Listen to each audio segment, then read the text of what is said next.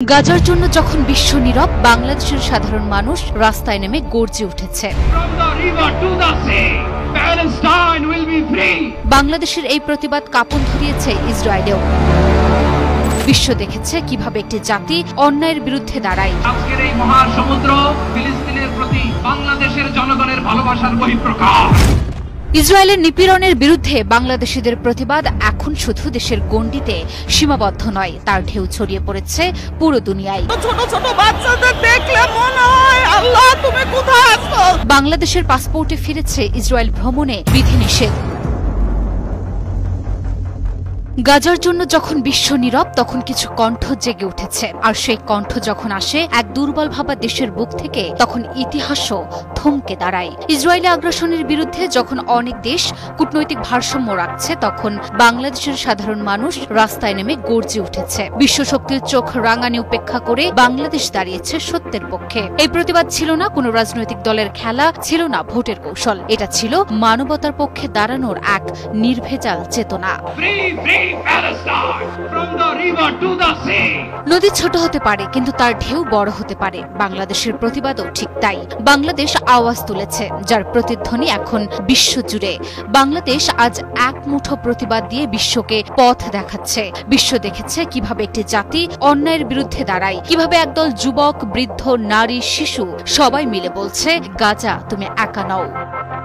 ইসরায়েলের নিপীড়নের বিরুদ্ধে বাংলাদেশিদের প্রতিবাদ এখন শুধু দেশের গণ্ডিতে সীমাবদ্ধ নয়, তার ঢেউ ছড়িয়ে পড়েছে পুরো দুনিয়ায়। বাংলাদেশের এই প্রতিবাদ কাঁপন ধরিয়েছে ইসরায়েলেও। দেশটির গণমাধ্যমে ঝড় তোলে গাজার জন্য বাংলাদেশিদের আত্মার এই প্রতিধ্বনি। গাজায় আগ্রাসনের বিরুদ্ধে বাংলাদেশিদের ইসরায়েলের প্রতি তীব্র ঘৃণার প্রকাশ স্থান পেয়েছে আরব বিশ্বসহ ভারত, পাকিস্তানের গণমাধ্যমগুলোতেও।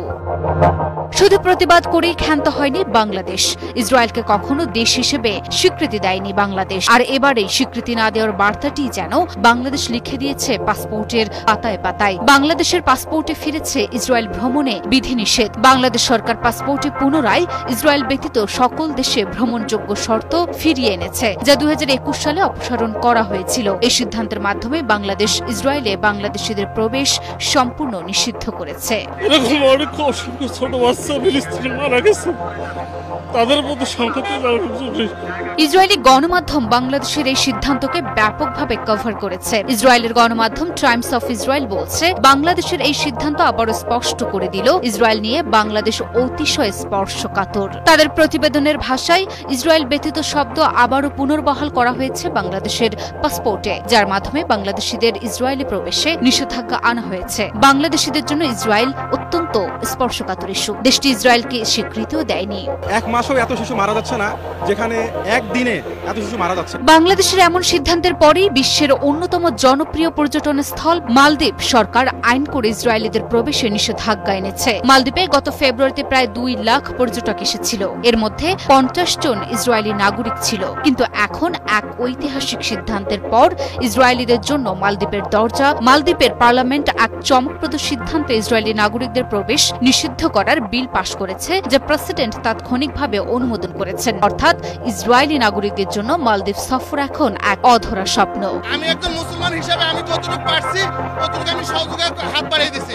ফিলিস্তিনিদের প্রতি এই সংহতি প্রকাশের ক্ষেত্রে বাংলাদেশ ও মালদ্বীপের এই যুগান্তকারী সিদ্ধান্ত আন্তর্জাতিক অঙ্গনে ব্যাপক প্রশংসা কুড়িয়েছে। বিশেষ করে মুসলিম বিশ্বে এই পদক্ষেপকে ইসরায়েলি আগ্রাসনের বিরুদ্ধে একটি শক্তিশালী বার্তা হিসেবে দেখা হচ্ছে। নির্যাতিত ফিলিস্তিনিদের পাশে দাঁড়াতে যখন বিশ্ব অনেকটাই নির্বিকার, তখন বাংলাদেশ প্রমাণ করেছে সত্যের পথে একা হলেও তা কখনো বন্ধ হয় না।